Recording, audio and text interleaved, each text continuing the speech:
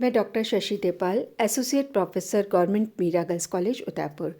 आज हम बात करेंगे फर्स्ट ईयर आर्ट्स के पेपर सेकंड के फर्स्ट चैप्टर मध्यकालीन भारतीय इतिहास के स्रोत। मध्यकालीन भारतीय इतिहास के स्रोत जो है उसके अंतर्गत हम इस पर प्रकाश डालने वाले जो अनेक साधन हैं उनकी हम चर्चा करेंगे। और मध्यकालीन भारतीय इतिहास के विषय में न केवल भारतीय स्रोत बल्कि विदेशी यात्रियों के जो यात्रा संस्मरण और रचनाएं हैं उनसे भी हमें महत्वपूर्ण जानकारियाँ प्राप्त होती है। जैसा कि हम प्राचीन काल की बात करते हैं तो प्राचीन काल में ऐतिहासिक दृष्टि से साक्ष्य जो है उनकी उपलब्धता कम होने के कारण थोड़ी बहुत जो है वो उसमें हमें इतिहास को जानने में कठिनाई होती है। लेकिन इस युग में ऐतिहासिक सामग्री की कमी का इतना अनुभव हम नहीं करते जितना प्राचीन कालीन इतिहास के संदर्भ में करते हैं। लिखित इतिहास की कमी नहीं होने के कारण हमें पुरातत्व से संबंधित जो मुख्य ऐतिहासिक सामग्री है उस पर बहुत अधिक निर्भर नहीं रहना पड़ता और इस प्रकार से हमें बहुत सारी सामग्री जो है वो मध्यकाल में प्राप्त होती है। मध्यकाल के इतिहास को जानने के स्रोतों की या सामग्री की बात करें तो हम विशेष रूप से उससे 3 भागों में विभक्त करते हैं। पुरातात्विक साक्ष्य जो आर्कोलॉजिकल सोर्सेज है, पुरालेखीय स्रोत जो एपिग्राफिक सोर्सेज है और लिटरेरी सोर्सेज यानी साहित्यिक स्रोत। इसके अंतर्गत जब हम बात करते हैं तो अगर हम इसको मोटे रूप में अगर हम बांटें तो हम विशेष रूप से हम 2 भागों में भी इसे बांट सकते हैं, पुरातात्विक साक्ष्य और साहित्यिक साक्ष्य। लेकिन यहाँ पर हम इसको 3 भागों में विभक्त करें, पुरातात्विक साक्ष्य, पुरालेखित साक्ष्य और साहित्यिक साक्ष्य। सर्वप्रथम हम बात करते हैं पुरातात्विक स्रोतों की। और पुरातात्विक स्रोतों की अगर हम बात करें तो पुरातात्विक ऐतिहासिक स्रोतों में मध्यकालीन दुर्ग, राजप्रासाद, नगर, मंदिर, मूर्तियाँ, मस्जिद, समाधियाँ, जलाशय, भवन, बाग आदि जो है उनका महत्वपूर्ण स्थान है।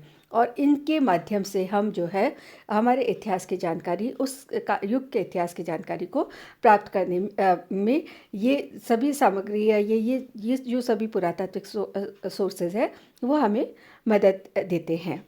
दुर्गों से तत्कालीन शिल्पकला, सामरिक महत्व की बातों, घटनाओं आदि का पता चलता है। महलों, मंदिरों, मूर्तियों, मस्जिदों, समाधियों, स्मारकों, भवनों आदि से तत्कालीन कला कौशल का भी ज्ञान होता है।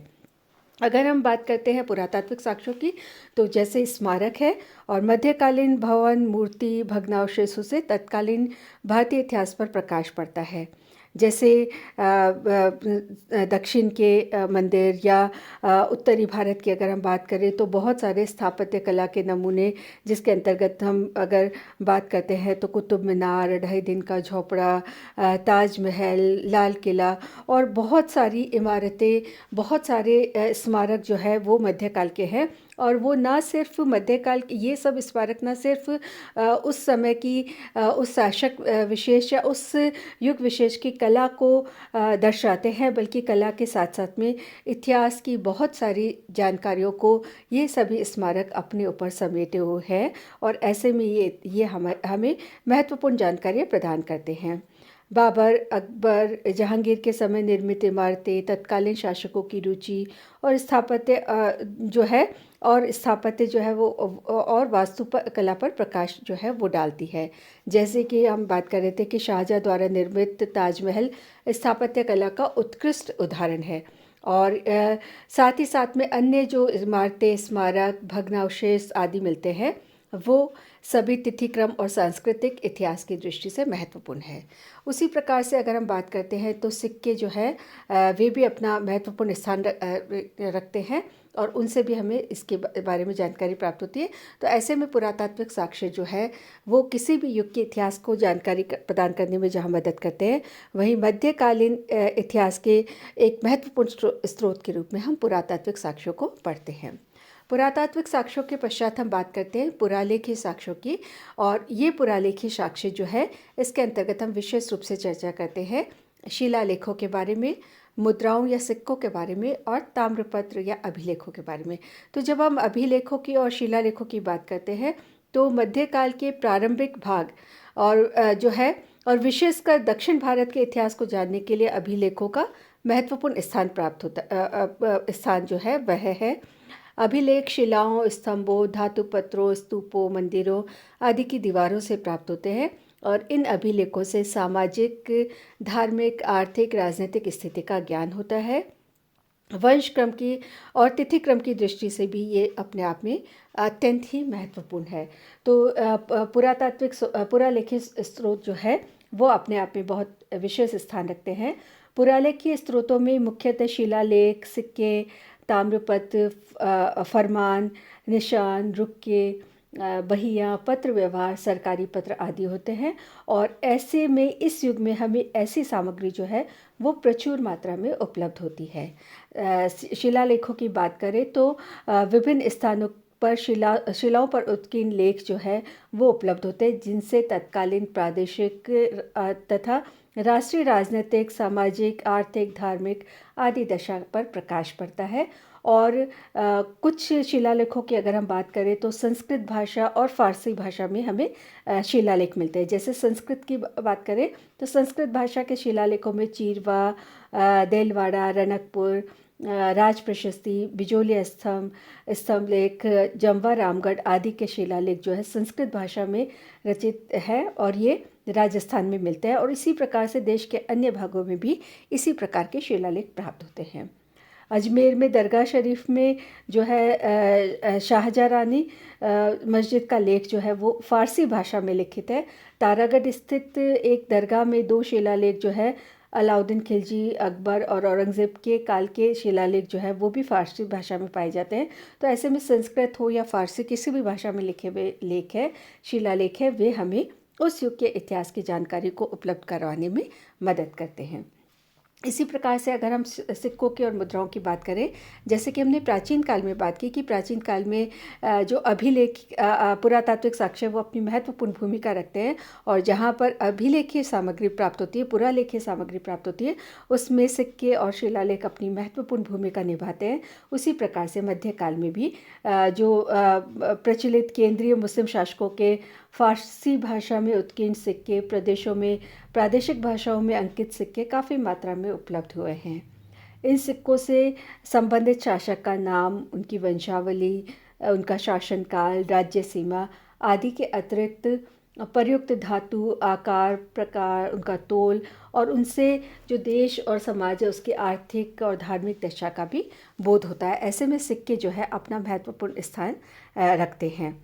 और साथ ही साथ में जो है ताम्रपत्र जो है मध्यकालीन शासकों और जागीरदारों द्वारा भूमि से संबंधित ताम्रपत्रों से भी तत्कालीन राजनीतिक, सामाजिक, आर्थिक घटनाओं का पता चलता है और इनसे अन्य स्रोतों से प्राप्त ऐतिहासिक तथ्यों की पुष्टि भी होती है।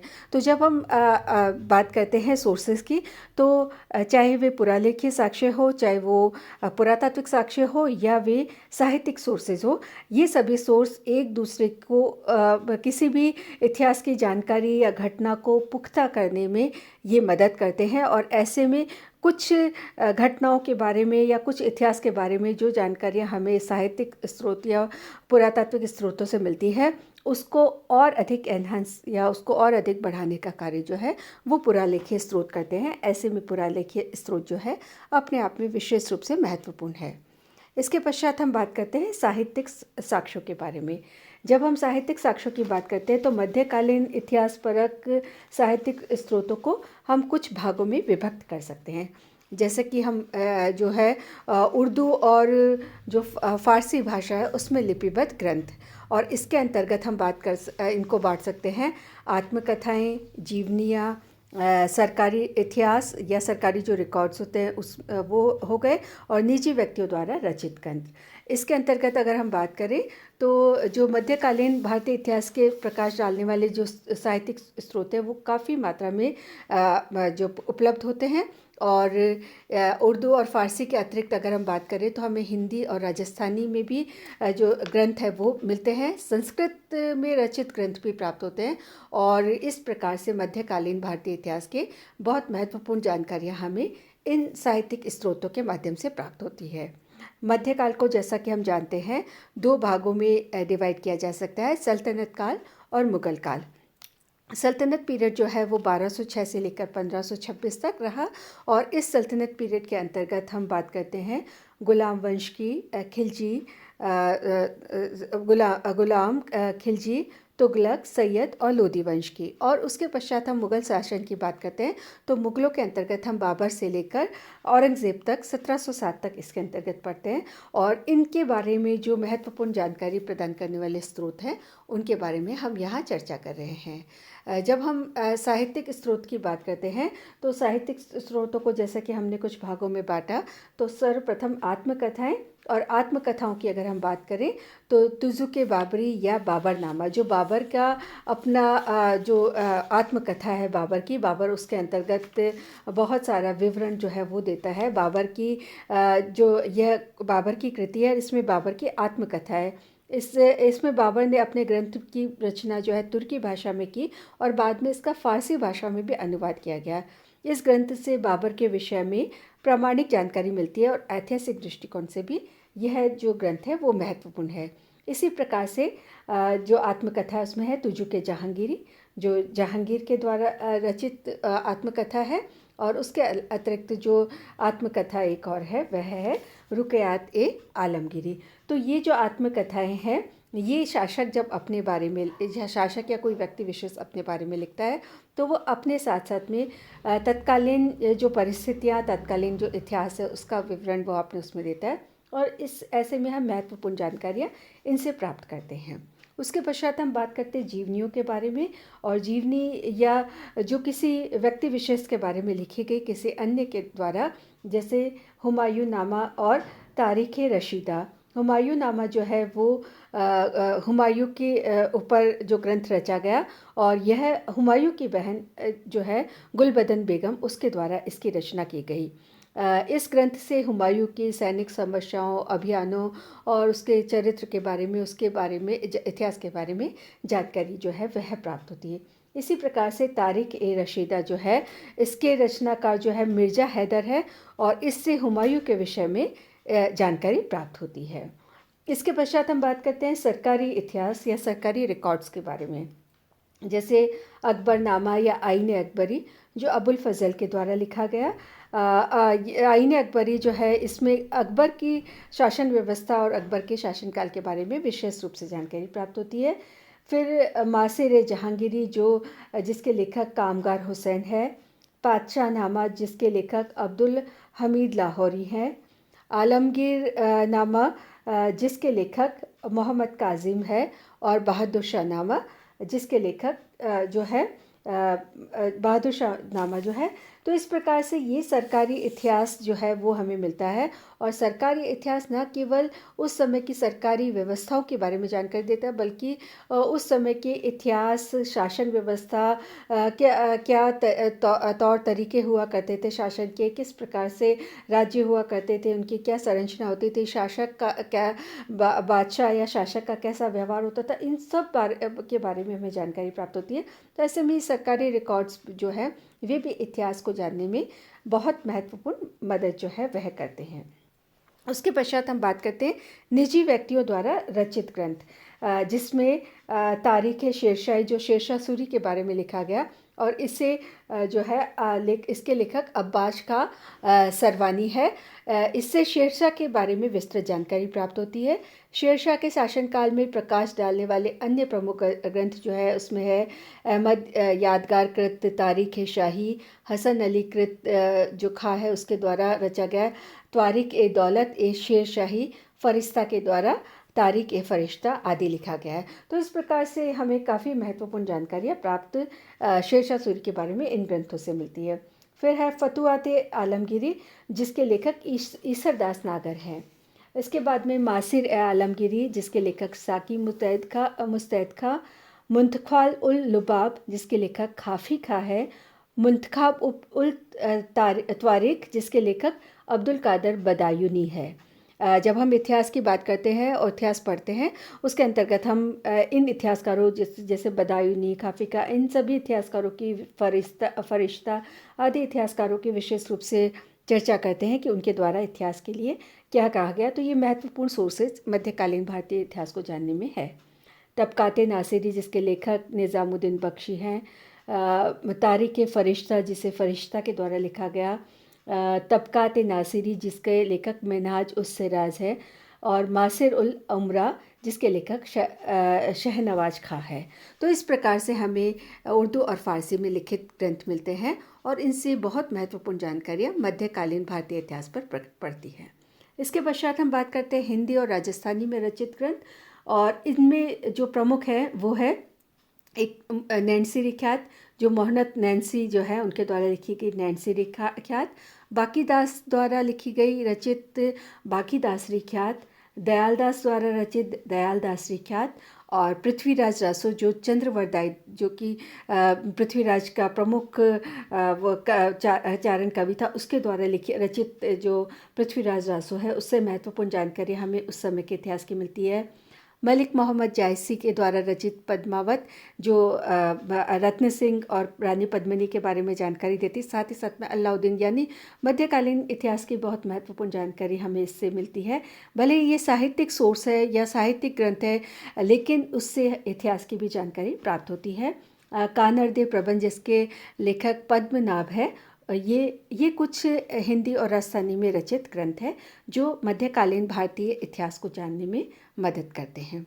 इसके पश्चात हम बात करते हैं संस्कृत में रचित ग्रंथ, और संस्कृत भाषा के जो प्रमुख ग्रंथ है उसमें पृथ्वीराज विजय जो जयानक के द्वारा रचित है, नैनचंद्र सूरी के द्वारा रचित हमीर महाकाव्य, शिल्पी जो मंडन है उसके द्वारा रचित राजवल्लभ है, भट्ट सदाशिव के द्वारा वीर विनोद की रचना की गई, जीवाधर के द्वारा अमरसार की रचना, तथा रणछोड़ भट्ट की अमर काव्य वंशावली, भट्ट जगजीवन की अजीतोदय, और रणछोड़ भट्ट की राज प्रशस्ति महाकाव्य आदि प्रमुख ग्रंथ है जो हमें उस समय के इतिहास की महत्वपूर्ण जानकारियाँ प्रदान करते हैं। इसी प्रकार से हम जैसे बात करें कि